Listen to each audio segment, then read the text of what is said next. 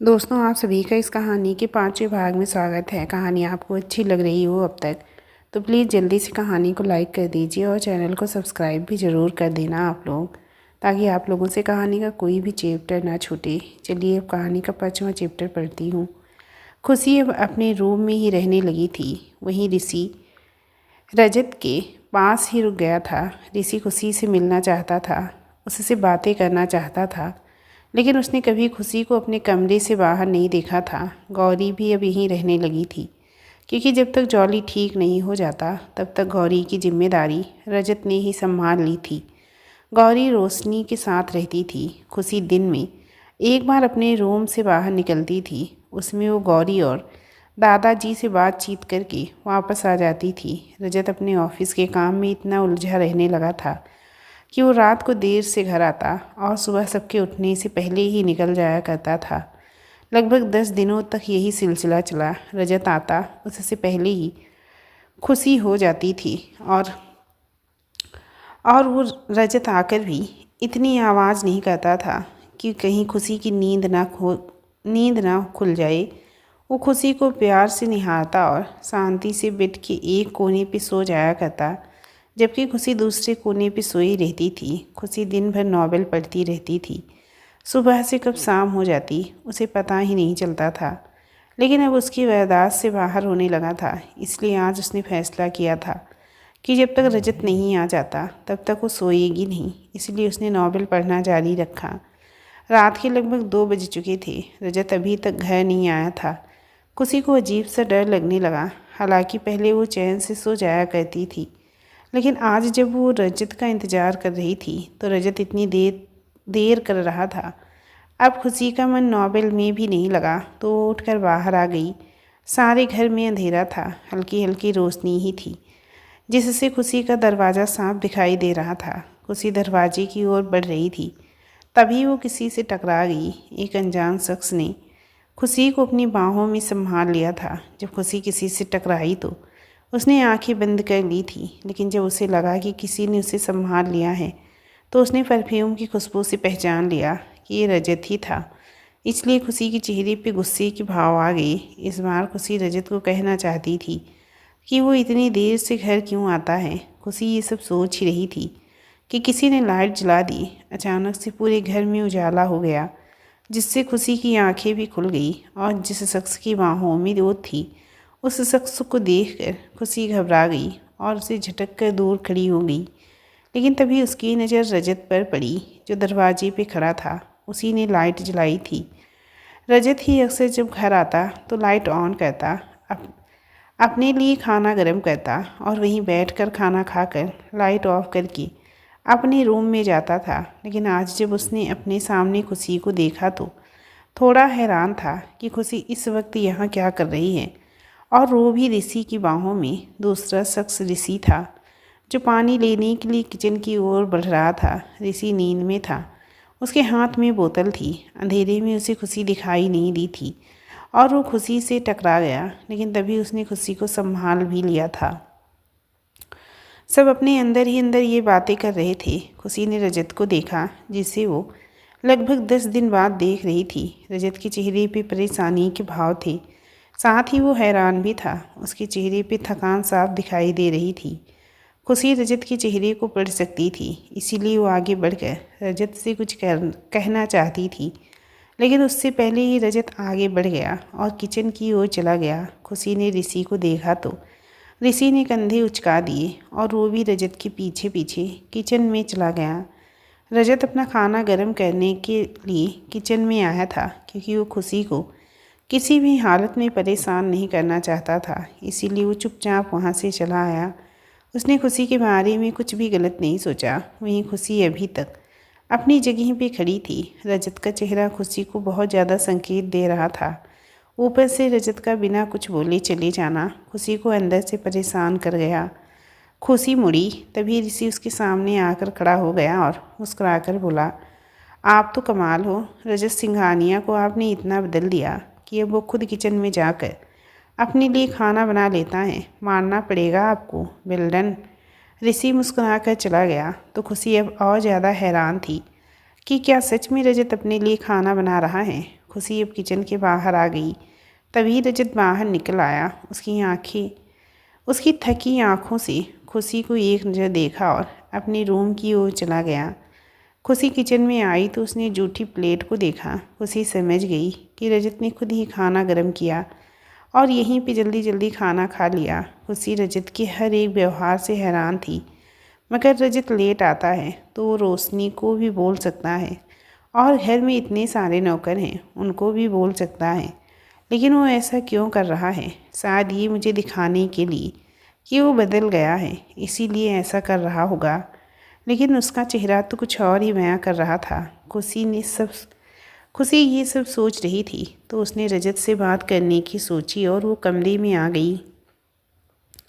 खुशी आई तब तक रजत सो चुका था। खुशी रजत को देखने लगी। उसका चेहरा पहले की अपेक्षा बदल गया था। जिस चेहरे पे हमेशा गुस्सा और सुंदरता दिखती थी, अब वहाँ थकान और परेशानी दिखाई दे रही थी। खुशी रजत के चेहरे को निहारते हुए खुद से ही बोली, मैं किसी के साथ इतना गलत कैसे कर सकती हूँ? इन्होंने मेरे साथ गलत किया हो, लेकिन मैं भी तो कभी ऐसी नहीं थी, तो अब कैसे बन गई? मुझे माफ़ कर देना, मुझे आपसे ऐसे बात नहीं करनी चाहिए थी। खुशी रजत के करीब आई तो उसका दिल हौले हौले धड़कने लगा। उसके हल्के हाथ से रजत को छुआ तो उसे एक अजीब सी सुकून का एहसास हुआ। खुशी ने रजत के गाल पर अपना हाथ रखा तो रजत के चेहरे पे हल्की सी मुस्कान तैर गई और उसका थकान भरा चेहरा भी हट गया। रजत अभी भी गहरी नींद में था, शायद वो सपने में था। वहीं खुशी ने अपना हाथ हटाया और थोड़ी दूर होकर बोली, ये क्या कर रही हूँ मैं? मुझे बस इससे दूर जाना है, बहुत जल्द। रजत अनजानी और अनचाही परेशानी से गुजर रहा था। वो किसी को बताना भी नहीं चाहता था, क्योंकि जिन परेशानियों में वो था वो केवल वही सुधार सकता था। इसीलिए उसने किसी से कुछ नहीं कहा, यहाँ तक कि वो अब दादाजी से भी नहीं मिलता था, क्योंकि वो जानता था वो दादाजी के सामने कमज़ोर हो जाता है और उन्हें सब कुछ बता देता है। इसीलिए वो दादाजी को भी परेशान नहीं करना चाहता था। रजत की आंखें खुली तो उसने अपने फ़ोन को देखा। 8 बजे थे। रजत झट से उठा। तभी उसने दूसरी ओर देखा तो पाया कि खुशी वहाँ पर नहीं थी। रजत ने अपने माथे पे हाथ रखकर खुद से कहा, मैं इतनी देर तक कैसे सोता रह गया? मुझे ऑफिस जाना है। अभी तक तो सब जाग गए होंगी। और कल खुशी जिस तरीके से मुझे देख रही थी, पक्का वो आज फिर से वही सब दोहराने वाली है। मुझे किसी भी तरह खुशी के सवालों से बचना है। रजत जल्दी से उठा और बाथरूम में चला गया। रजत के जाते ही खुशी कमरे में आई। उसके हाथ में नाश्ते की प्लेट थी। उसने नाश्ता टेबल पे रखा और वापस चली गई। खुशी किचन में आई और रोशनी को डांटते हुए बोली, आपको मुझे बताना चाहिए था ना कि मिस्टर रजत सिंघानिया बिना नाश्ता किए चले जाते हैं। दिन में भी कोई खाना लेकर नहीं जाता उनके लिए।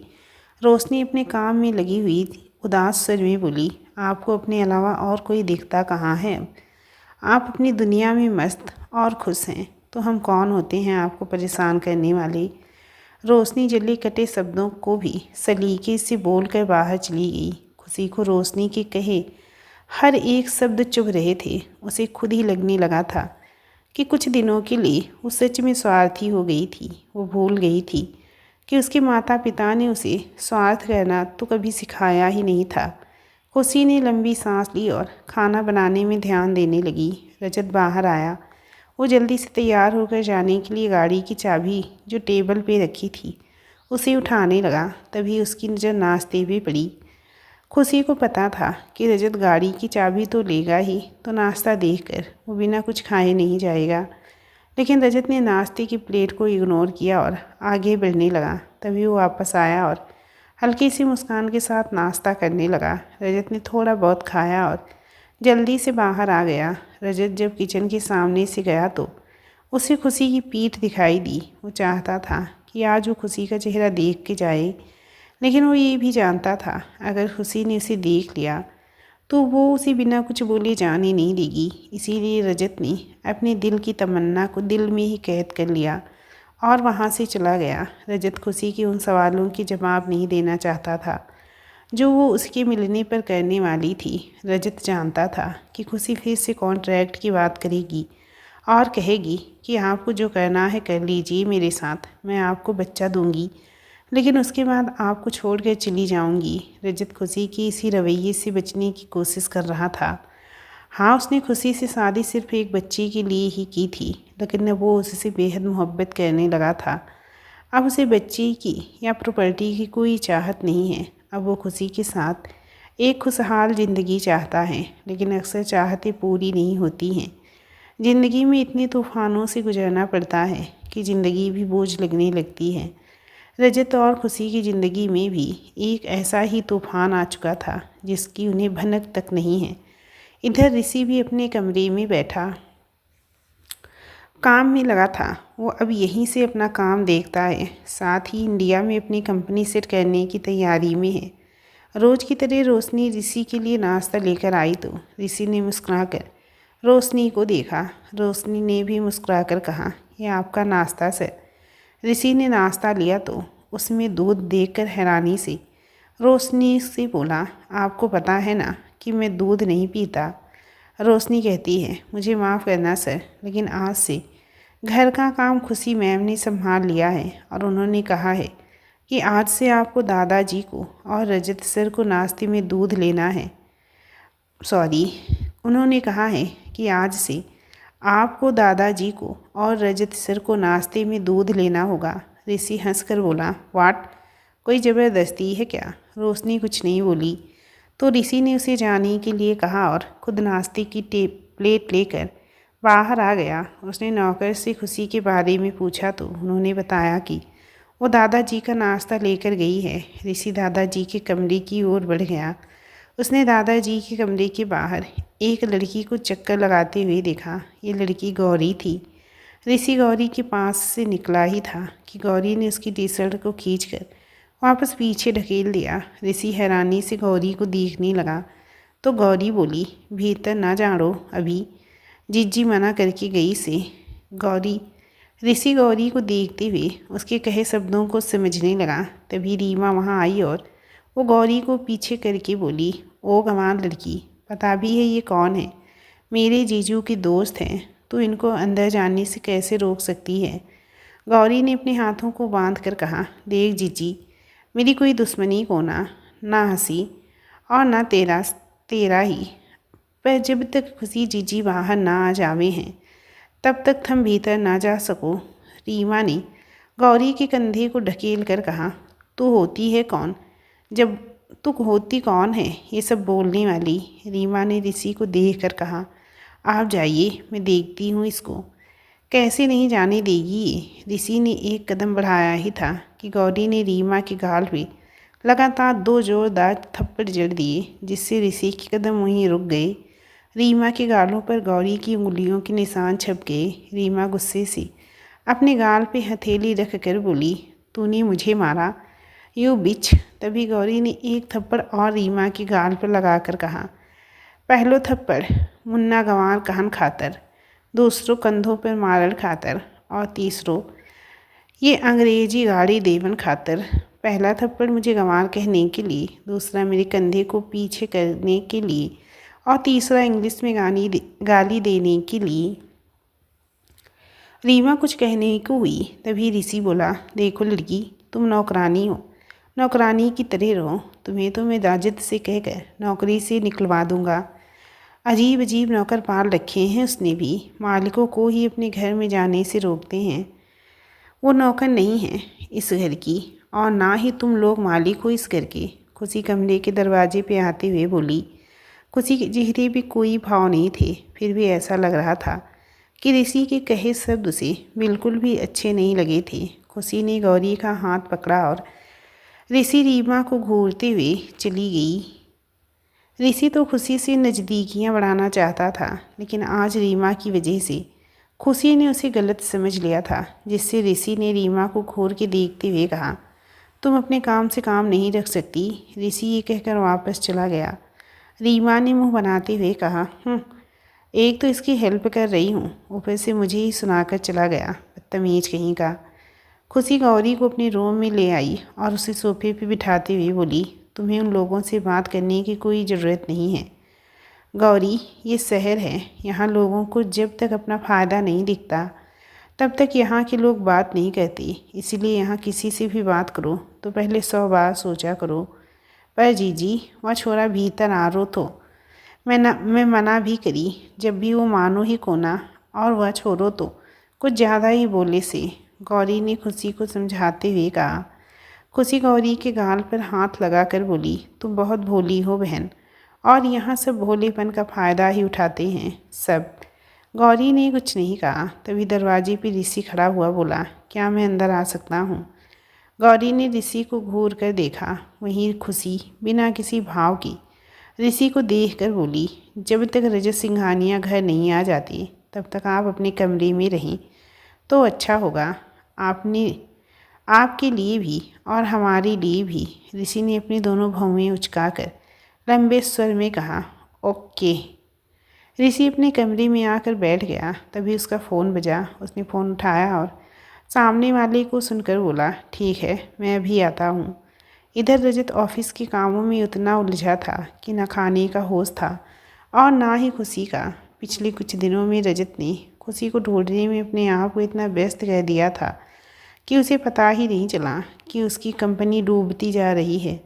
अपने दादाजी और पिता की बनाई कंपनी और देश विदेश में चल रहे कारोबार को रजत अकेला ही तो संभाल रहा है, और ऐसे में जब वही काम से दूर हुआ तो दूसरी कंपनी के लोगों ने अपने दांव खेले और रजत की कंपनी को डूबने की कगार पर ले आए। वक्त रहते रजत ने देखा तो अब वो फिर से अपने कामों में लग गया था। वो खुशी से बात नहीं करता था क्योंकि वो नहीं चाहता था कि काम का जो भी स्ट्रेस और गुस्सा है खुशी पे उतारे।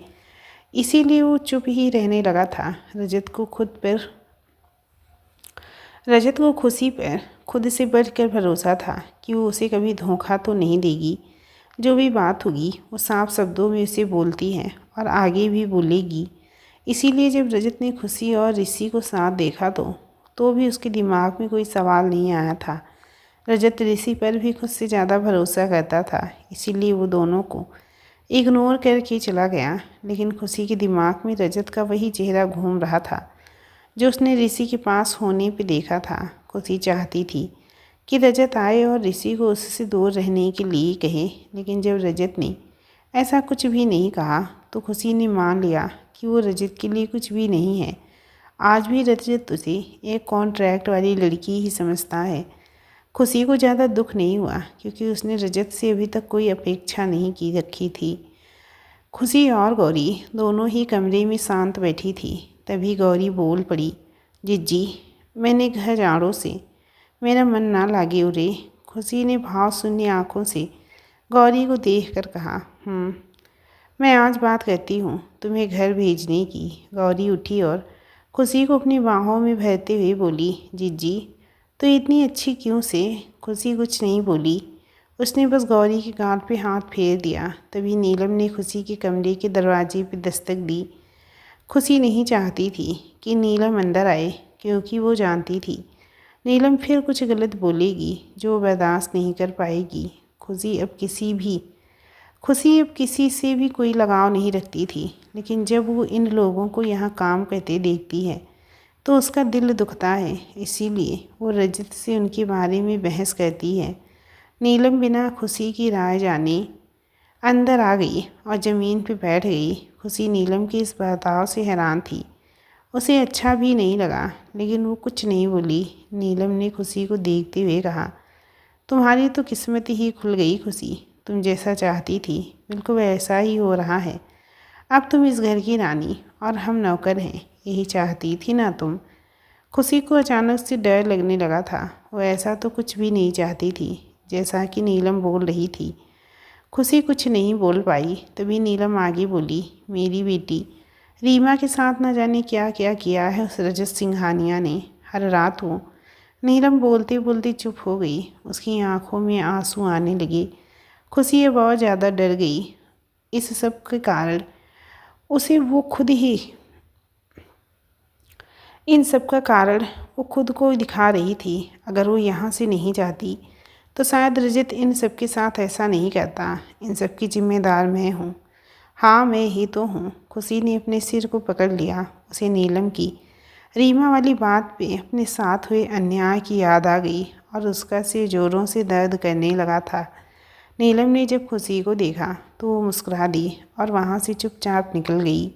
गौरी ने खुशी के कंधे पे हाथ रखकर बार बार पूछा कि उसे क्या हुआ है, लेकिन खुशी कुछ नहीं बोली। खुशी ने अपने चेहरे को हाथों से ढक लिया और बुरी तरह कांपने लगी। गौरी खुशी की हालत देखकर डर गई और वो भागी भागी रोशनी के पास आकर डरते हुए बोली, ओ जीजी जिज्जी।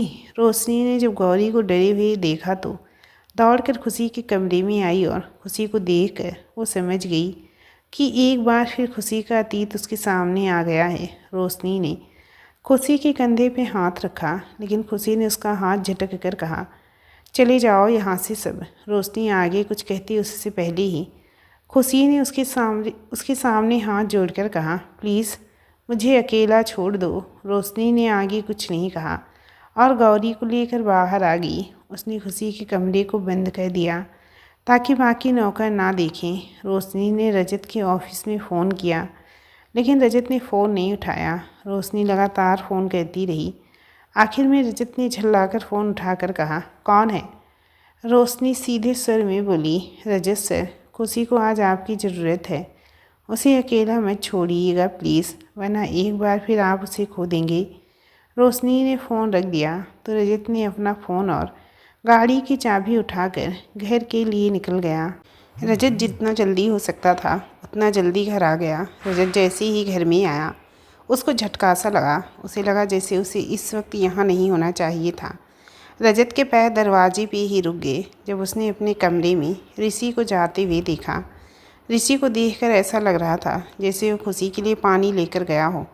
शायद उसने खुशी को संभाल लिया था। रजत ने अपनी मुट्ठियों को बंद कर लिया और आगे बढ़ गया। रोशनी किचन से बाहर आई तो उसने रजत को खाली आँखों से देखा। रजत की कुछ भी कहने की हिम्मत नहीं हुई। वो आगे बढ़ गया और अपने रूम में आ गया। यहाँ खुशी बेड के एक किनारे के पास ज़मीन पे बैठी थी और ऋषि उससे थोड़ी दूरी पे ही उकड़ू बैठकर उसकी ओर पानी का गिलास बढ़ाए हुए था। लेकिन खुशी ने ऋषि को एक नज़र नहीं देखा। रजत आगे बढ़ा और बोला, ऋषि तू यहाँ क्या कर रहा है? ऋषि ने जब रजत को देखा तो वो उठ गया और पानी के गिलास को टेबल पर रखते हुए बोला, रजत तो खुशी जी का बिल्कुल भी ध्यान नहीं रखता। मैं अभी आया तो रोशनी से मुझे पता चला कि इनको कुछ हुआ है, तभी मैं यहाँ आया। देखा तो पता चला कि ये रो रही हैं। मुझे नहीं पता ये क्यों रो रही हैं, लेकिन मुझे अच्छा नहीं लगा यार। प्लीज़ संभाल कर रखा कर इनको। रजत को ऋषि का ये अंदाज़ बिल्कुल भी पसंद नहीं आया, लेकिन फिर भी उसने कहा, तू अपने कमरे में जा, ये मेरी पत्नी है और इसका ध्यान रखता हूँ कि नहीं। ये तुझे सोचने की ज़रूरत नहीं है। ऋषि ने कंधे उचका दिए और वहाँ से निकल गया। खुशी, जिसका दिमाग काम करना बंद कर चुका था, उसने अभी भी अपने सिर को पैरों पे रखा हुआ था। उसकी आंखें तो खुली थी, लेकिन हिम्मत बिल्कुल नहीं थी कि उठकर अपनी सफाई में कुछ कह सके। रजत खुशी के सामने आया तो खुशी ने अपनी पलक झपकाई और चेहरा दूसरी ओर करके बैठ गई। रजत भी खुशी के साथ ही ज़मीन पे बैठ गया और खुशी की ओर देखते हुए बोला, मुझे माफ़ कर देना खुशी, मैं काम में इतना उलझ गया था कि मुझे ध्यान ही नहीं रहा। मैं भूल गया था कि अब मुझ पर तुम्हारी भी जिम्मेदारी है। I am sorry. रजत ने बिना खुशी के जवाब की उपेक्षा किए ही कहा।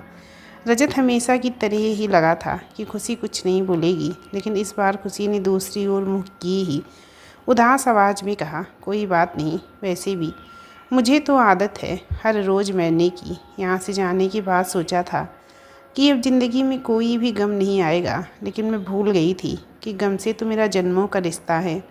रजत ने खुशी के कंधे पे हाथ रखा तो खुशी ने झट से रजत को देखा। रजत ने खुशी की आंखों में देखकर कहा, पर अब कोई गम मैं तुम्हारी ज़िंदगी में नहीं आने दूंगा, क्योंकि अब तुम रजत सिंघानिया के दिल में हो। दादाजी के बाद सिर्फ तुम ही हो जिसके लिए मैं फ़िक्रमंद हूँ। खुशी कुछ नहीं बोली, वो बस रजत को देखती रही। तो रजत ने आगे कहा, खुशी यकीन करो, मैं तुम्हें कभी भी कोई दुख नहीं दूंगा, हमेशा तुम्हारे साथ खड़ा रहूँगा। बस तुम एक बार मुझ पे भरोसा कर लो। खुशी रजत के इस रूप को देखकर हैरान सी थी।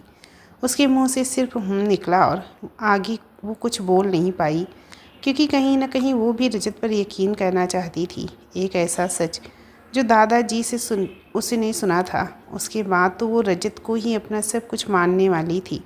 इसीलिए वो अब रजत पे भरोसा करने की कोशिश करना चाहती थी। रजत ने खुशी को अपनी बाहों के घेरे में लिया और उसे वहाँ से उठाकर बेड पे बिठाकर बोला, अपना ध्यान रखा करो प्लीज़। अपने लिए नहीं तो मेरे लिए ही रख लिया करो। मैं बिजनेस क्राइसिस से गुजर रहा हूँ, इसीलिए थोड़ा वक्त नहीं दे पा रहा हूँ। रजत और खुशी के बीच एक अनजाने और अनचाहे एहसास जन्म ले रहे थे, लेकिन ये भी बहुत से लोगों को बर्दाश्त नहीं थे। रजत ने खुशी को बेड पे बिठाकर कहा, खुशी, मैंने जब से होश संभाला है तब से मैंने सिर्फ काम करना सीखा है। अकेले ही दादाजी को संभाला है और अकेले ही अपनी कंपनी को भी। रिश्ते, प्यार, कद्र, केयर, इन शब्दों से मेरा दूर दूर तक कोई रिश्ता नहीं है। दादाजी को भी मैंने नौकरों के भरोसे ही छोड़ा है, लेकिन वो मेरे दिल में हैं, इसीलिए आज भी मेरे पास हैं। आज मैं ये सब कुछ, ये रिश्ते, ये अपनापन, ये दुनिया में वो सब सीखना चाहता हूँ तुम्हारे लिए। प्लीज़ क्या तुम मुझे सिखाओगी? रजत कहते कहते घुटनों के बल ज़मीन पे बैठ गया और खुशी के हाथों को अपने हाथों में लेकर उन्हें जोड़ लिया। खुशी अपने गम को भूलकर रजत को अपनाना चाहती थी, लेकिन तभी उसने झट से रजत के हाथों से अपने हाथों को छुड़ा लिया और रजत को दूर करके बोली, नहीं रजत, तुम मुझे जिस काम के लिए लाए थे मुझसे वही काम करवाओ। ज़्यादा उम्मीदें मत लगाओ मुझसे। मैं किसी की भी प्रेमिका या पत्नी बनने के लायक नहीं हूँ। रजत ने खुशी की हथेली को अपने हाथ में लेकर कहा, ऐसा मत बोलो प्लीज़। जब तुम अपने आप को बुरा भला कहती हो तो दर्द और तकलीफ़ मुझे होती है। एक बार मेरी नज़र से देखो खुद को। रजत खुशी से कुछ नहीं बोली। सॉरी, खुशी रजत से कुछ नहीं बोली, लेकिन वो रजत की आंखों में देखकर मन ही मन बोली, जिस दिन तुम मेरा सच जान जाओगे उस दिन तुम खुद मुझे छोड़ दोगे। यकीनन कोई ऐसी लड़की को अपने घर की इज्जत क्यों बनाएगा जिसका रेप हो चुका हो, जो अंदर से टूट चुकी हो, और इस घर की इज्जत बनने के लायक तो मैं कभी नहीं बन सकती। यही सब सोचते सोचते खुशी ने रजत से अपना हाथ छुड़ाया और मुँह फेर कर बोली, रजत, मुझे कुछ भी करने के लिए मजबूर मत करो प्लीज़। इस बार खुशी ने रजत को रजत ही बुलाया था, ना कि रजत सिंघानिया, और ना ही खुशी ने वो पहले वाली टोन यूज करी थी जिससे रजत पिघल गया और वहीं बैठकर बोला, अगर तुम मुझे छोड़ कर जाना चाहती हो तो चली जाओ। खुशी ने रजत को देखा तो नहीं, लेकिन वो उसकी आवाज़ में उदासी महसूस कर सकती थी। इसीलिए खुशी बोली, तुम चिंता मत करो, ज़िंदगी भर तुम्हारे साथ रहने वाली तुम्हारी अमानत तुम्हें देकर जाऊंगी। रजत कुछ नहीं बोला। वो थका सा उठा और बाहर की ओर चल पड़ा। आज वो खुशी के सामने पूरी तरह से हार चुका था। उसकी तमाम कोशिशें उसे नाकाम सी दिखाई दे रही थी। रिश्तों की समझ तो उसे थी नहीं, इसीलिए वो अंदर ही अंदर टूट गया। खुशी रजत को देखकर समझ गई कि उसकी बातों का बहुत बुरा असर हुआ है रजत पर, लेकिन अपनी किस्मत वो रजत के साथ जोड़कर रजत की किस्मत को ख़राब नहीं करना चाहती थी। रजत के साथ खुद को जोड़ना उसे तकलीफ़ देता है। वो खुद को रजत के काबिल समझती ही नहीं। इसीलिए खुशी ने मन ही मन कहा, मुझे माफ़ करना, मेरा इरादा तुम्हारा दिल दुखाना नहीं था, लेकिन आज ये करना ज़रूरी था। रजत बाहर आकर डाइनिंग टेबल पे बैठ गया। ऋषि और रोशनी दोनों बेसब्री से बाहर उसका इंतज़ार कर रही थी। रजत के आते ही दोनों उसका मुंह ताकने लगी, लेकिन रजत के मुंह से एक शब्द भी नहीं निकला। ऋषि ने रजत के कंधे पे हाथ रख कर कहा, क्या हुआ, खुशी जी ठीक है ना? रजत कुछ नहीं कहता। उससे पहले ही एक आदमी दौड़ता हुआ आया और हाँफते हुए बोला, सर वो बाहर दादी बुआ। आदमी के इतना कहते ही रजत और ऋषि दोनों एक साथ बोल पड़े, क्या दादी बुआ यहाँ? आदमी ने हाँ में अपनी गर्दन हिलाई तो रजत ने अपना सिर पकड़ लिया और बोला, पहले क्या कम परेशानियाँ थीं जो अब ये आ गई हैं? रोशनी दोनों लड़कों को हैरानी से देखती हुई बोली, ये दादी बुआ कौन है? ऋषि कहता है, दादी बुआ ये दादाजी की बहन है, लंदन में रहती हैं। साल में 1 महीना अपने भाई के पास रह कर जाती हैं। जैसा कि रजत ने मुझे बताया था कि ये बहुत ही ज़्यादा खड़ूस प्रजाति की प्राणी हैं। इनको सब कुछ सलीके से और ठीक वक्त पे चाहिए होता है, ना 1 सेकंड ज़्यादा, ना 1 सेकंड कम। अगर किसी ने थोड़ा सा भी वक्त ऊपर नीचे किया तो ये उनकी खटिया खड़ी कर देती हैं। रोशनी ऋषि की बातें सुनकर बोली, आप तो विदेश से आते हैं ना, तो फिर यहाँ की भाषा इतने अच्छे से कैसे बोल लेते हैं? ऋषि ने मुस्कुराकर कहा, मैं यहीं का हूँ। मेरे घर में भी अनेक से प्राणी इंडिया के ही हैं, इसीलिए मुझे ये लैंग्वेज बहुत अच्छी तरह से आती है। खैर अभी ये बातें नहीं करनी, दादी बुआ पर फोकस करना है। रोशनी ने हामी भरी। तभी एक मोटी सी छोटी सी वृद्ध औरत दरवाजे पे आके खड़ी हो गई। उसने जीन्स और ऊपर एक ढीला सा वाइट टॉप पहना था। जीन्स उसकी टांगों में फंसी हुई थी, जिसे देखकर रोशनी की आंखें फटी रह गई। वृद्ध औरत के चेहरे पर बहुत सारा मेकअप लगाया था। होंठ बिल्कुल लाल और बाल जो उसके कंधे तक खुले हुए थे और हवा में लहरा रहे थे। साथ ही उसने आंखों पे धूप का चश्मा पहना था। हाथ में सुंदर सा पर्स था। ऋषि और रजत दोनों दरवाजे पे गए और वृद्ध औरत के पैरों की ओर झुकने लगे। तभी वो बोली, हे हैंडसम बॉयज, मैंने तुम दोनों को कितनी बार कहा है पैर मत छुआ करो मेरे, मैं कोई बुढ़ी थोड़ी हूँ। ऋषि हंस दिया। वहीं रजत हल्का सा मुस्कुरा दिया। तभी वृद्ध औरत बोली, हे रजत, तुम्हारे चेहरे पे उदासी किस बात की है? मीनू उर्फ मीनाक्षी के होते हुए यहाँ कोई उदास रह सकता है? भला क्या बात है? रजत कुछ नहीं, रजत कहता है कुछ नहीं रजत दादी बोलने वाला था कि तभी मीनू ने उसे आंखें दिखाई तो रजत दादी शब्द रजत के मुंह में ही रह गए। कुछ देर रुक कर रजत बोला, कुछ नहीं, बस वो काम का प्रेशर ज़्यादा है आजकल। मीनू ने रजत और ऋषि दोनों को धक्का दिया और अंदर आते हुए बोली, मुझे तुम दोनों का इरादा समझ आ गया। दरवाजे से ही भगाना चाहते थे ना, लेकिन मैं भी तुम दोनों की दादी हूँ। मीनू ने अपना पर्स सोफे पे रखा और सोफे पे टहलते हुए बोली, अरे अब अंदर भी आ जाओ। मीनू ने रोशनी की ओर देखते हुए कहा, रजत, इस लड़की से शादी की है तूने? बहुत खूबसूरत है। ऋषि, रजत और रोशनी तीनों एक दूसरे का मुंह ताकने लगे। तभी रोशनी बोली, नहीं नहीं दादी जी, मैं तो। रोशनी अपनी बात कहती उससे पहले ही मीनू बोली, मुझे दादी जी शब्द से बहुत नफरत है। सब मुझे मीनू बुलाते हैं, तो तुम भी मुझे मीनू बुलाया करो, समझी? रोशनी ने रजत की ओर देखा तो रजत ने पलक झपका दी। रोशनी ने हामी भरी और बोली, वो मैं यहाँ काम करती हूँ, आपकी बहू तो कमरे में है। रोशनी ने खुशी के कमरे की ओर इशारा करके बताया, तो फिर तू यहाँ क्या कर रही है? जा जाकर चाय बनाकर ला सबके लिए। मीनू ने थोड़ा सख्त होते हुए कहा। रोशनी चली गई तो मीनू ने रजत की ओर देखा। तभी रजत दौड़ता हुआ रूम की ओर चला गया।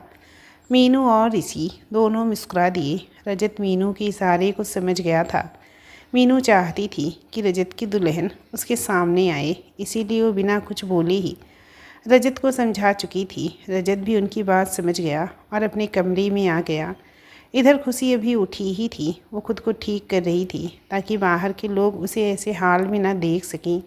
खुशी ने सादा कुर्ता और सलवार पहनी हुई थी, साथ ही उसके गले में दुपट्टा था जो हमेशा से ही रहता था। खुशी ने रजत को आते हुए देखा, लेकिन फिर वो अपना दुपट्टा सही करने लगी। तभी रजत हड़बड़ी में बोला, खुशी खुशी, तुम्हें अभी और इसी वक्त तैयार होना पड़ेगा, साड़ी पहन लो जल्दी से। खुशी हैरानी से रजत को देखने लगी तो रजत आगे बोला, ये ऐसे देखने का वक्त नहीं है खुशी। रजत और ड्रॉप की ओर बढ़ गया और उसे खोलते हुए बोला, अगर वो सुनामी यहाँ आ गई तो गड़बड़ हो जाएगी। खुशी ने धीरे से कहा, सुनामी? ये कौन है? रजत ने वार्डरोब में से एक साड़ी पर हाथ डालते हुए बोला, वो सब मैं बाद में बता दूंगा, अभी तुम ये साड़ी पहन लो। रजत ने एक रेड कलर की साड़ी निकाल कर खुशी की ओर करके कहा, फिर आगे बोला, हाँ इसमें तुम क्यूट लगोगी। खुशी ये बहुत ज़्यादा हैरान थी। रजत तो हमेशा से मॉडर्न है, वो तो गाउन और 1 पीस वाले कपड़े सिलेक्ट करता है, लेकिन आज वो उसे साड़ी पहनने के लिए बोल रहा है। आज लग रहा है कि रजत कोई ज़ोर ज़बरदस्ती नहीं कर रहा था, बल्कि वो रिक्वेस्ट कर रहा था। मानो अगर खुशी ने जल्दी से ये नहीं किया तो उसकी सामत आ जाएगी। रजत ने खुशी के कंधे पे हाथ रखा और बोला, अभी सोचने का टाइम नहीं है, प्लीज़ पहन लो इसे। खुशी ने भी हाँ में गर्दन हिलाई और साड़ी लेकर जाने लगी तो रजत बोला, रुको। रजत एक बार फिर वार्डरोब की ओर गया और उसमें से ब्लाउज़ और कुछ सामान निकालकर खुशी की ओर बढ़ाते हुए बोला, और थोड़ा जल्दी करना प्लीज़, मैं ज़्यादा देर तक उन्हें रोक नहीं पाऊँगा। खुशी ने रजत के हाथ से सामान लिए और रजत को बाहर जाने का इशारा किया। रजत मुड़ा तो खुशी बोली, दरवाजे को ठीक से बंद करके जाना, कोई आने ना पाए। रजत चलते हुए बोला, हाँ कोई नहीं आएगा, पर तुम जल्दी करना। रजत बाहर चला गया तो खुशी ने अपने कंधे उचकाए और साड़ी को बांधने लगी। रजत बाहर आकर मीनू जी के सामने सोफे पे बैठते हुए बोला, बस थोड़ी देर में आ रही है, तब तक आप फ्रेश हो जाइए और चाय पीजिए। मीनू ने हामी भरी और गेस्ट रूम में ना जाकर एक दूसरे कमरे में चली गई। रीमा और नीलम दोनों एक कोने में खड़ी चुपचाप ये सब देख रही थी। नीलम ने धीरे से कहा, अब समझ आया इस कमरे की सफाई रोज़ क्यों होती है। ये इस लंदन वाली बुढ़िया के लिए होगा। नखरे तो देखो बुढ़िया के। रीमा कहती है, पैसा पास हो तो नखरे तो आ ही जाते हैं। जब आपके पास पैसा था तब आप क्या कम नखरी करती थी। नीलम ने मुंह बनाया और रीमा को डांटते हुए बोली, जा जाकर देख तेरे पापा ने गाड़ियाँ धोई कि नहीं, या अभी तक घिस रहे हैं उन्हें। पता नहीं कब छुटकारा मिलेगा ऐसी लानत भरी ज़िंदगी से। रीमा ने मुंह बनाया और वहाँ से चली गई। नीलम एक बार फिर रजत और ऋषि की ओर देखने को मुड़ी तो सामने रजत को खड़ा हुआ पाया। रजत ने गुस्से से घूरते हुए कहा, तुम यहाँ की नौकरानी हो, मालकिन नहीं। जाओ जाकर किचन में रोशनी का हाथ बटाओ, और हाँ, कल से अपने पति के साथ गाड़ियाँ और बाहर की सफाई करने का काम है तुम्हारा भी और तुम्हारी बेटी का भी। रजत कहकर चला गया तो नीलम गुस्से का घूंट पीकर रह गई, लेकिन उसने मन में ठान लिया कि अब वो रजत और खुशी को कभी खुश नहीं रहने देगी। नीलम किचन की ओर बढ़ गई। तभी मीनू कमरे से निकल कर आई और नीलम से बोली, अरे ओ नौकरानी, इधर आ जरा। नौकरानी सुनकर नीलम का चेहरा गुस्से से लाल हो गया, लेकिन वो कुछ नहीं कर सकी और मीनू की ओर बढ़ गई। मीनू तब तक सोफे के पास आ चुकी थी। उसने अपना पर्स उठाया, फिर वापस रख कर बोली, नहीं तो यहीं रुक थोड़ी देर। रजत, ऋषि और नीलम तीनों मीनू को हैरानी से देखने लगी। तभी मीनू रजत की ओर मुड़कर बोली, अरे तेरी दुल्हनियाँ इतनी देर क्यों लगा रही है, मुझे ही जाना पड़ेगा क्या। मीनू जाने के लिए मुड़ी ही थी कि रजत जल्दी से आगे बढ़कर बोला, मैं जाता हूँ ना, उसे बुलाता हूँ अभी बस। रजत मीनू से जल्दी चलकर रूम की ओर बढ़ गया। रजत ने जैसे ही रूम में कदम रखा, ठीक सामने से खुशी उसे आती हुई दिखाई दी। रजत ने जैसे ही खुशी को देखा, वो उसे देखता ही रह गया। रजत जहाँ खड़ा था वहीं खड़ा रह गया। शादी के बाद आज पहली बार खुशी ने पूरा श्रृंगार किया था। रेड कलर की साड़ी में पतली सी खुशी, खुले बाल जो कमर तक लहरा रहे थे, गले में मंगलसूत्र, हाथों में लाल चूड़ियाँ, होठों पे लिपस्टिक और सादा सा मेकअप किए खुशी कह ढहा रही थी। रजत तो मानो पलके झपकाना ही भूल गया था। उसका दिल मानो रुक गया हो। उसे किसी खुशी के अलावा अब कोई और दिखाई नहीं दे रहा था। रजत आगे कुछ सोच पाता उससे पहले ही खुशी रजत के पास आकर मासूमियत भरे लहजे में बोली, मैं ठीक लग रही हूँ ना, उनको ये सही तो लगेगा ना। रजत जिस मासूम खुशी को देखने की चाह अपने दिल में लिए हुए था, वो आज पूरी हो गई थी। यही मासूमियत तो चाहता था खुशी में। रजत अपने ही ख्यालों में गुम था और खुशी उससे 2-3 बार पूछ चुकी थी कि क्या ये सही है। जब रजत ने कोई जवाब नहीं दिया तो खुशी आगे बोली, अगर उनको मॉडर्न चाहिए तो मैं वो पहन लेती हूँ। खुशी जाने के लिए मुड़ी ही थी कि रजत ने खुशी की हथेली में अपनी हथेली फंसाई और बोला, तुम मुझे अच्छी लग रही हो ना, बाकी सबको मैं संभाल लूँगा, चलो अब। रजत फ्रेंक होकर खुशी से बोला था, लेकिन जब रजत ने खुशी का हाथ पकड़ा तो खुशी डर गई। उसने अपना हाथ वापस खींचा। जब रजत को समझ आया कि उसने खुशी का हाथ पकड़ा है और खुशी उसे वापस खींच रही है, तो उसने झट से छोड़कर कहा, आई एम सॉरी खुशी, वो। खुशी रजत के चेहरे को देखकर समझ गई कि उसने ये सब जानबूझकर नहीं किया, इसीलिए खुशी ने कोई बात नहीं कहा और रजत के साथ साथ चलने लगी। रजत ने चलते हुए धीरे से कहा, वैसे मीनू बुआ, हमारे साथ काफ़ी दिनों तक रुकने वाली हैं, इसीलिए तुम्हें थोड़ा एडजस्ट करना पड़ेगा। उनका स्वभाव थोड़ा अलग है। खुशी ने थोड़ी घबराहट के साथ कहा। हाँ जानती हूँ, रजत ने हैरान होकर कहा। तुम कैसे जानती हो? तुम्हारे आने के बाद तो ये कभी आई ही नहीं। फिर तुम? खुशी हड़बड़ा गई। वो रुक गई तो रजत भी रुक गया। कुछ देर तक खुशी कुछ नहीं बोली, फिर जल्दी से बोली, वो मेरा मतलब, जब तुम बाहर चले गए थे ना, तो मैंने छुप कर उन्हें देखा था, अभी कुछ देर पहले। खुशी हल्की सी कांप गई थी, जिससे रजत ने महसूस कर लिया था कि खुशी झूठ बोल रही है। लेकिन रजत ने कुछ नहीं कहा और खुशी को एक बुके पकड़ा कर बोला, ये दादी बुआ को देकर उनके पैर छू लेना, ताकि उनकी तिरछी नज़रों से बच सको। खुशी ने बुके को हाथ में लिया और कुछ सोचते हुए रजत के पीछे पीछे चल पड़ी। रजत खुशी को बाहर तो ले आया था, लेकिन एक अजीब सी उलझन उसके मन में घर कर चुकी थी कि खुशी ने उससे झूठ क्यों बोला। वो खुशी से बात करना चाह रहा था, लेकिन ऐसे माहौल में वो कुछ नहीं कर सकता था। खुशी अपनी नज़रों को नीचे किए हुए और हाथ में बुके पकड़े हुए मीनू के सामने आकर खड़ी हो गई। मीनू ने जब खुशी को देखा तो वो बिना पलके झपकाए उसी को देखती रह गई। जब खुशी को लगा कि यह वो औरत उसे ज़्यादा ही घूर रही है, तो खुशी ने अपने आसपास देखा तो पाया वहाँ खड़ा हर एक शख्स खुशी को ही देख रहा था, जिससे खुशी और ज़्यादा घबरा गई। इससे पहले कभी खुशी इतनी ज़्यादा तैयार नहीं हुई थी। शादी के दिन के अलावा खुशी की ज़िंदगी में ऐसा कोई दिन नहीं था जिस दिन वो ऐसे सज धज कर सबके सामने आई हो। नीलम ने उसे ऐसे कभी करने ही नहीं दिया। ना ही खुशी घर के या बाहर के फंक्शन में शामिल होती थी तो वो हमेशा नौकर की तरह ही रहती थी। आज जब सबकी नज़रें उस पर थी तो खुशी को डर लग रहा था। खुशी सोच ही रही थी कि वो अभी यहाँ से चली जाए, लेकिन जैसे कि दादाजी ने उसे मीनू के बारे में बताया था, अगर खुशी ने एक भी गलती की या मीनू को इग्नोर किया तो मीनू सारा घर सिर पर उठा लेती है। इसी डर से खुशी अभी तक यहाँ खड़ी हुई थी। जब कोई कुछ नहीं बोला तो खुशी ने जाने का फैसला किया। तभी रजत खुशी का इरादा भांप कर उसके पास आकर खड़ा हो गया और अपने दोनों हाथों को खुशी के कंधे पे रख कर बोला, बस करो तुम सब, अब क्या नज़र ही लगा दोगे मेरी पत्नी को? खुशी जो बहुत ज़्यादा डर रही थी, रजत के आने से थोड़ी रिलैक्स हुई और ज़बरदस्ती मुस्कुराने की कोशिश करते हुए कांपते हाथों से बुके को मीनू की ओर बढ़ा दिया। जब रजत ने देखा कि खुशी का हाथ कांप रहा है तो रजत ने अपना एक हाथ बढ़ाकर खुशी के हाथ को थाम कर बोला, और ये हमारी तरफ से आपके लिए। मीनू ने मुस्कुराते हुए बुके लिया और रजत खुशी की ओर देखकर अपने पैरों की ओर इशारा किया। रजत और खुशी दोनों ने झुक गए। मीनू के पैर छुए तो मीनू बोली, बहुत खूबसूरत जोड़ी है, किसी की नज़र ना लगे तुम दोनों को। मीनू ने अपनी आंखों के किनारे से काजल निकालकर खुशी के माथे की एक ओर लगाकर कहा, और मेरी प्यारी सी बहू को भगवान दुनिया की बुरी नज़र से बचाए।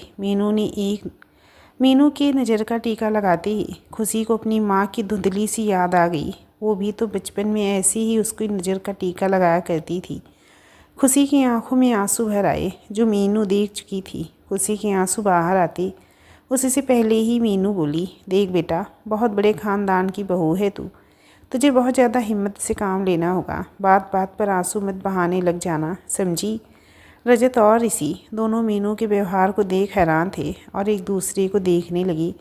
तभी ऋषि बोल पड़ा, आप हमें तो कभी इतने प्यार से नहीं बोली, अच्छी बात नहीं है ये आपकी। मीनू ने ऋषि की ओर घूरते हुए कहा, तुम लोग प्यार की भाषा समझते भी हो कभी? ऋषि ने मुंह बना लिया तो सब मुस्कुरा दिए। तभी रोशनी सबके लिए चाय ले आई।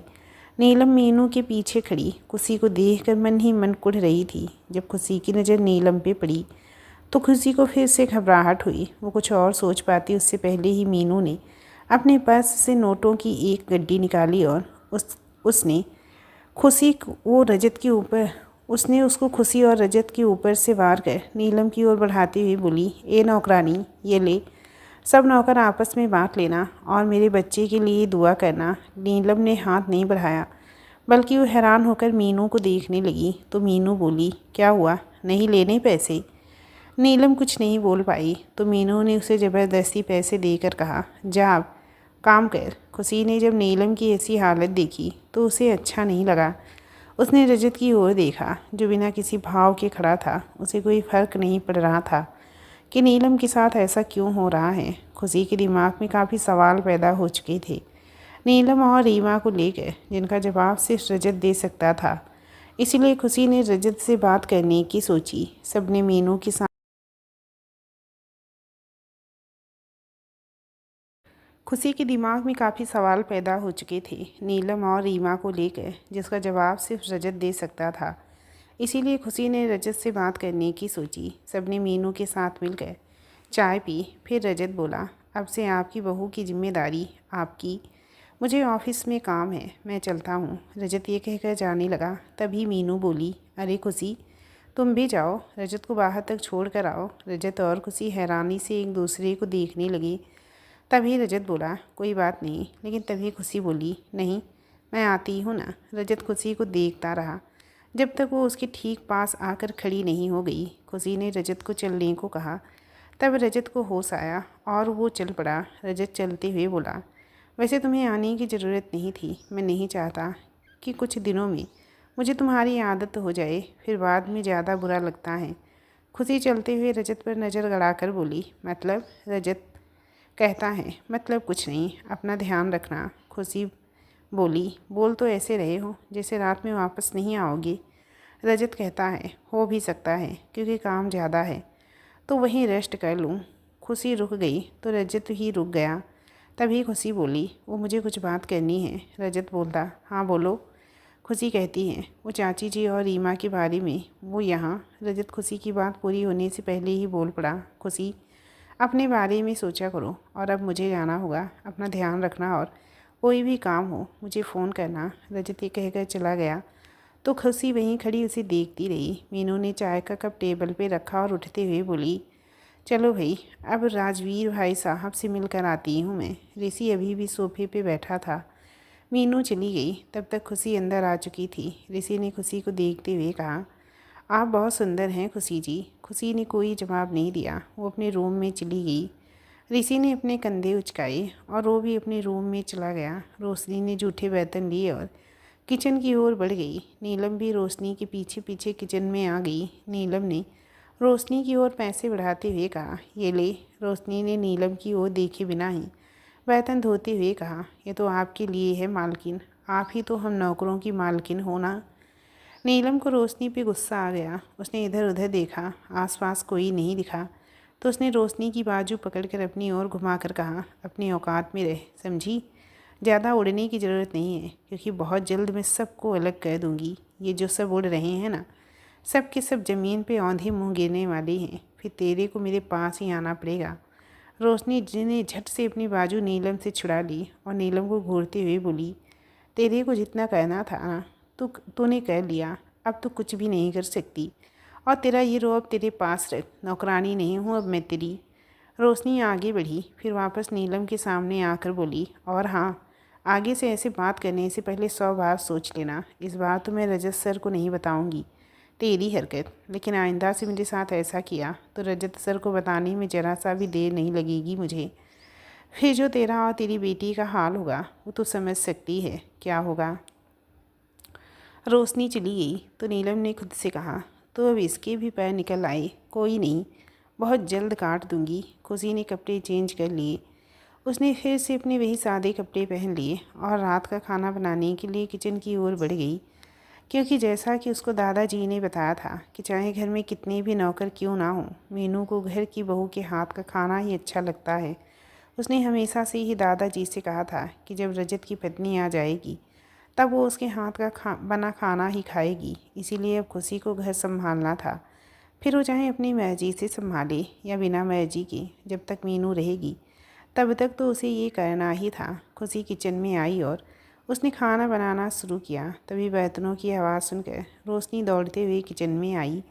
उसने खुशी को काम करते देखा तो खुद से ही बोली, ये लड़की भी अजीब है। कुछ देर पहले तो ऐसी हालत में थी मानो काफ़ी दिनों से बीमार हो, जैसे अब दुनियादारी से कोई मतलब ही ना हो, और अब देखो कैसे काम में लगी है, जैसे कि कुछ हुआ ही ना हो। रोशनी खुशी के पास आकर बोली, आप क्यों परेशान हो रही हैं मैम?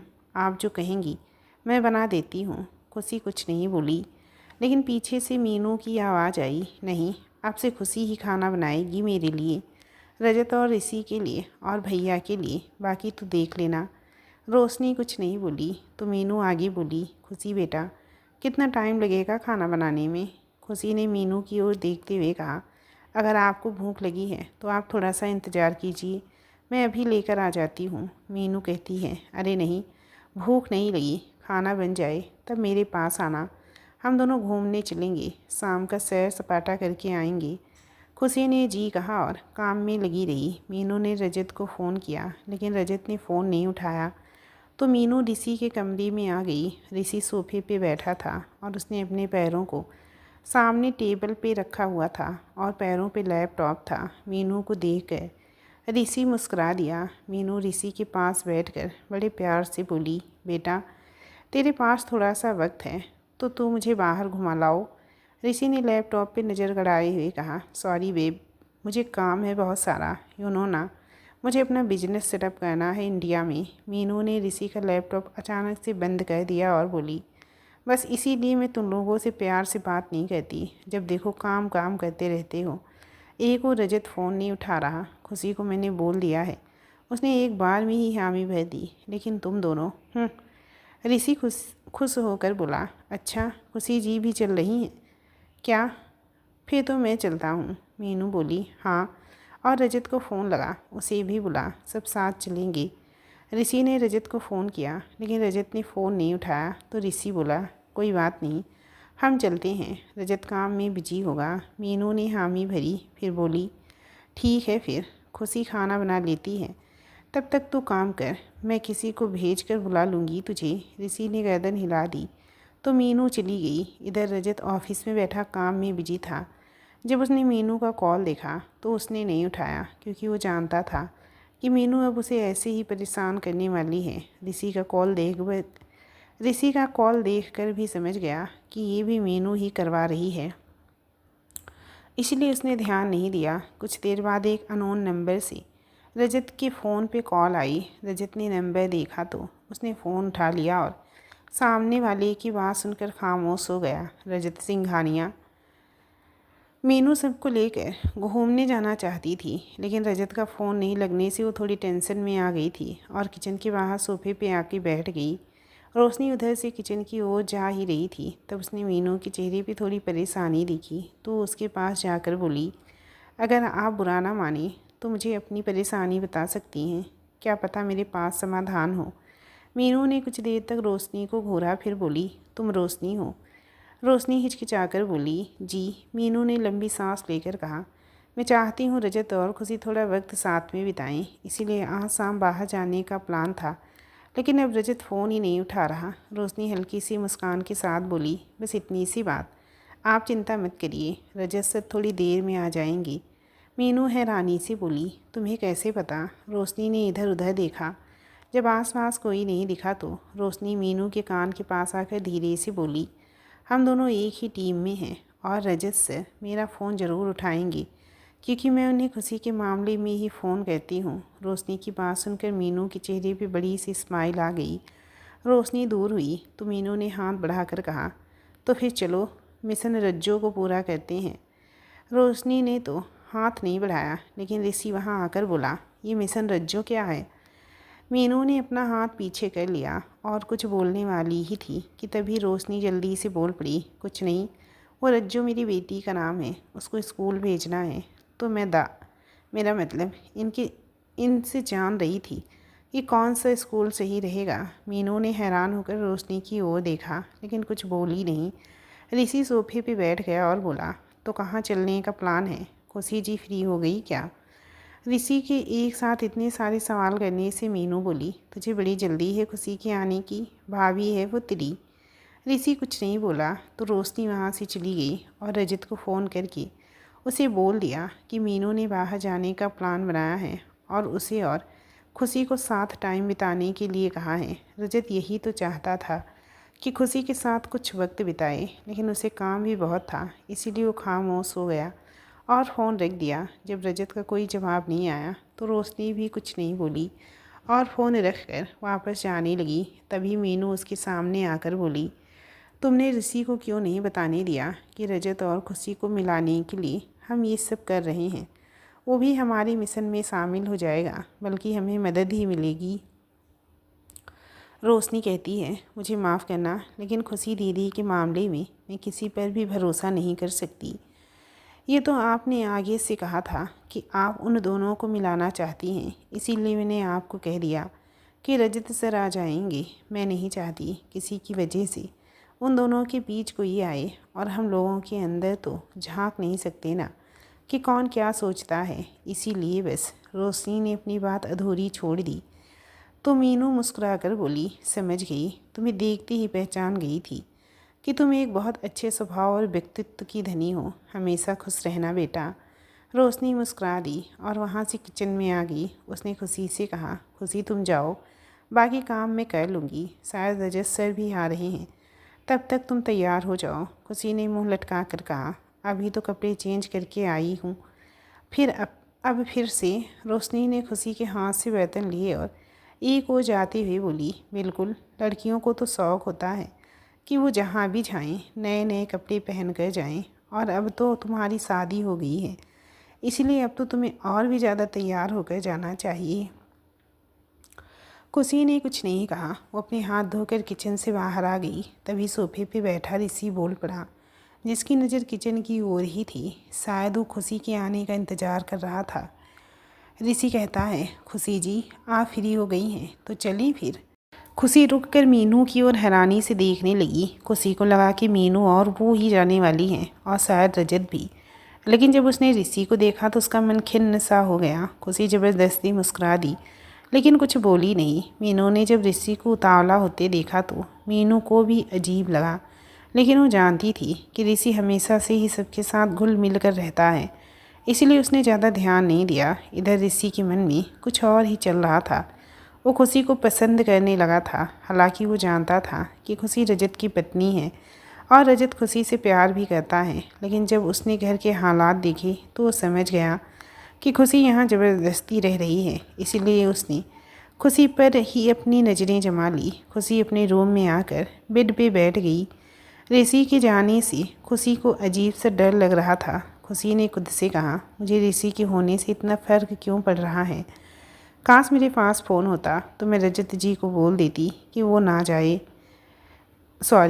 बोल देती कि वो आ जाएं। खुशी ये सब सोचते सोचते तैयार तो हो गई, लेकिन बाहर जाने की उसकी हिम्मत नहीं हो रही थी। जब से रजत ने खुशी को ऋषि के साथ देखा था, तब से खुशी ऋषि से दूर रहने की कोशिश करने लगी थी, लेकिन ऋषि मौका पाकर उसके पास आने की कोशिश करता था, जिसे खुशी बखूबी महसूस कर रही थी।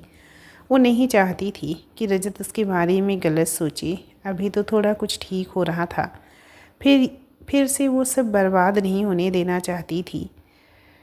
वो इस रिश्ते को एक मौका देना चाहती थी, लेकिन ऋषि उसके बीच में आ रहा था। वो रजत को साफ शब्दों में कह भी नहीं सकती थी, इसीलिए खुशी थोड़ी परेशानी में थी। खुशी बाहर आई तो मीनू और ऋषि दोनों तैयार खड़े थे। खुशी भी उनके साथ चल पड़ी। ऋषि ने गाड़ी निकाली और खुशी को बैठने के लिए कहा। खुशी मीनू के साथ पीछे की ओर जाने लगी तो ऋषि बोला, अरे खुशी जी आप आगे बैठिए ना, पीछे क्यों जा रही हैं। खुशी ने मीनू की ओर देखा तो मीनू ने एक भौं उचका कर कहा, क्यों भाई, वो मेरे साथ पीछे क्यों नहीं बैठ सकती। ऋषि ने मीनू के कंधे पे हाथ रख कर कहा, ओ कम ऑन यार, अब आप ये फिल्मी ड्रामा शुरू मत कर देना। मीनू ने ऋषि को घूर के देखा, लेकिन ऋषि ने आगे वाली सीट की ओर का दरवाज़ा खोलकर खुशी को अंदर जाने का इशारा किया। खुशी ने मीनू की ओर देखा तो मीनू ने कंधे उचका कर कहा, तुम्हारा देवर है, तुम दोनों डिसाइड कर लो। खुशी ने धीरे से कहा, लेकिन मैं आपके साथ। ऋषि खुशी की बात पूरी होने से पहले ही ऋषि के कंधे पे हाथ रखकर उसे अंदर बैठाते हुए बोला, लेकिन कुछ नहीं, तुम बैठो। खुशी ऋषि के इस व्यवहार से हैरान रह गई। साथ ही उसे गुस्सा भी आया, लेकिन वो सिर्फ इसीलिए नहीं बोली क्योंकि कुछ देर पहले मीनू ने कहा था कि तुम्हारा देवर है। खुशी ऋषि की अटेंशन को समझ रही थी, लेकिन वो बोल भी नहीं सकती थी, क्योंकि अगर वो बोलती तो मीनू शायद उसे ही जिम्मेदार ठहरा देती कि ऋषि तो उसका देवर जैसा है, वो उसके बारे में ऐसा कैसे बोल सकती है। खुशी ने मन ही मन कहा, ये इंसान अब हद पार कर रहा है। ऐसे तो कभी रजत जी ने भी नहीं किया मेरे साथ। कहाँ हो तुम रजत? ऋषि ने गाड़ी आगे बढ़ाई ही थी कि तभी घर के मेन गेट से रजत की कार अंदर आते हुए दिखाई दी। रजत की गाड़ी देख ऋषि हैरान रह गया। वहीं खुशी को आज पहली बार रजत को देखकर खुशी हुई। वो बिना कुछ बोले ही गाड़ी से उतर गई और दूर जाकर खड़ी हो गई। रजत ने ऋषि की कार के ठीक सामने कार रोकी और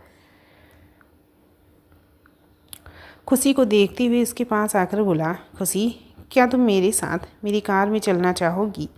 खुशी ने बिना सोचे समझे हाँ कह दिया और रजत के साथ चल पड़ी। ऋषि रजत के अचानक आ जाने से हैरानी के साथ साथ गुस्से में भी था। वो अपना गुस्सा जाहिर कर पाता उससे पहले ही मीनू उठकर आगे वाली सीट पे बैठ गई और बोली, चल ऋषि। ऋषि कुछ नहीं बोला तो मीनू ने मन ही मन कहा, मिशन रजत की खुशी का पहला प्लान सफल हुआ। ऋषि अंदर ही अंदर जल उठा, लेकिन उसने कुछ जाहिर नहीं होने दिया और रजत की कार के पीछे अपनी कार दौड़ा दी। खुशी अब अपने रूम में ही रहने दोस्तों, इस कहानी के इस चैप्टर का एंड यहीं पे करती हूँ। आप लोगों को कहानी अच्छी लगी हो तो प्लीज़ कहानी को लाइक ज़रूर करना आप लोग, और चैनल को सब्सक्राइब करना बिल्कुल मत भूलना, नहीं तो आप लोगों से कहानी छूट जाया करेगी। तो चलिए मिलती हूँ नेक्स्ट चैप्टर के साथ, तब तक के लिए नमस्कार।